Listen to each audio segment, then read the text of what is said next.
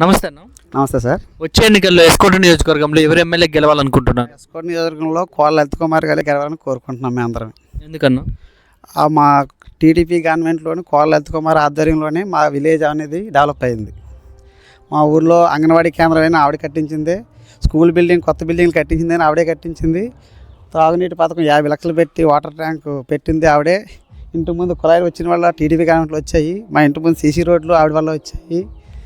ఏదైనా డెవలప్మెంట్ అయినా చేయాలంటే ఆవిడ వల్ల అవుతుంది. టీడీపీ గవర్నమెంట్ చంద్రబాబు నాయుడు పైన రావాలి, ఇక్కడ కోళ్ళ లలిత్ కుమారే గెలవాలి. మేము అందరం ఆశించేది అదే, ఈసారి కూడా వచ్చేది అదే. మరి ప్రెజెంట్ ఉన్న వైసీపీ ఎమ్మెల్యే కడపంటి శ్రీనివాసరావు ఎలాంటి అభివృద్ధి చేయలేదంటారు? అతనైతే ఈ రోజు సెలక్షన్ నుంచి ఈ రోజుకి మా ఇంటి వరకు వచ్చింది అయితే లేదండి. మన రీసెంట్గా 2-3 రోజుల ముందు ఎంపీపీ మా పక్క విలేజే అతను వచ్చారమ్మా, ఆ డబ్బులు ఇచ్చారు, ఈ డబ్బులు ఇచ్చారు, ఓటు వేయండి అన్నారు.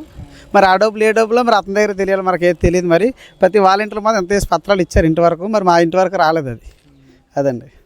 మరి మళ్ళీ లలిత్ కుమార్ గారు గెలిస్తే ఎలాంటి అభివృద్ధి పనులు చేస్తారు అనుకుంటారు? మాకు కొన్ని డెవలప్మెంట్ కార్యక్రమాలు చేయాల్సి ఉందండి.